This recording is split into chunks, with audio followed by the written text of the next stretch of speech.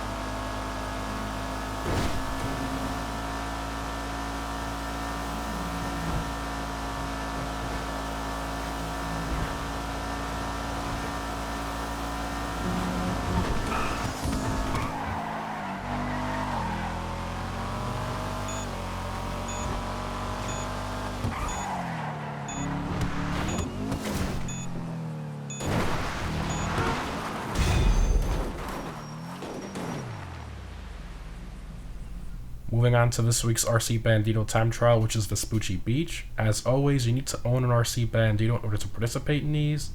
So this RC time trial is pretty tricky if you've never done it before because of the higher speed turns, bumpy sections, and the tighter sections as well.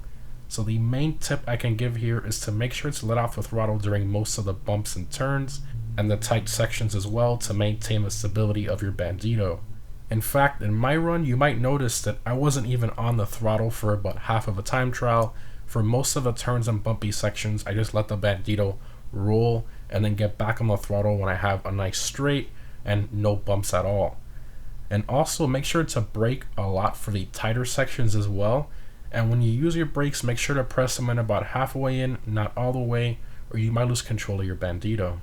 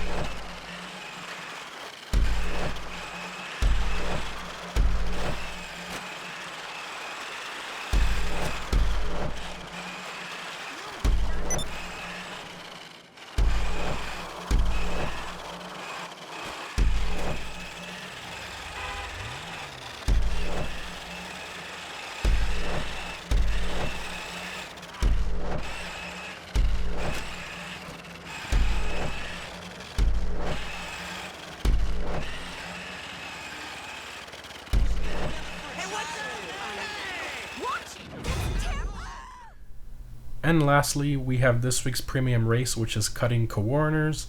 This one is restricted to the supercars class. I highly recommend either the Emirates, Krieger, S80RR, Wagner, or the Thrax for this race.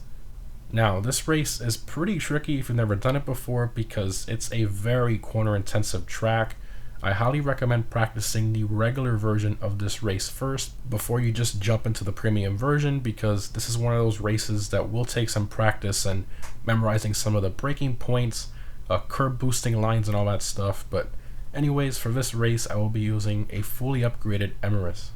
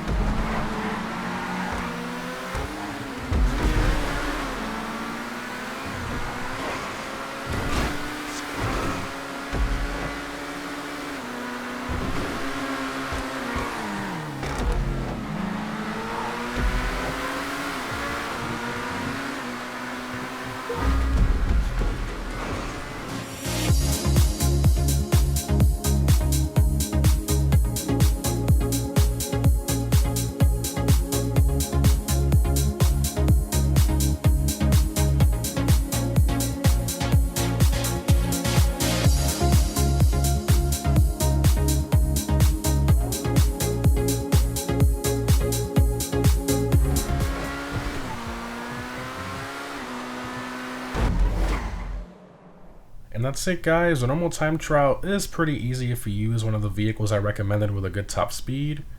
The RC time trial is pretty tricky if you've never done it before, but just make sure you let off the throttle for most of it and brake in the tighter sections and you should be fine. And this week's premium race definitely will take some practice if you've never done it before. Again, remember guys, you can earn over $300,000 between the three this week, and setting yourself to go to beat them is always a lot of fun in my personal opinion. Let me know which one you found most difficult and what vehicles you used down below in the comments. Thanks for watching, guys, and I'll see you in the next one.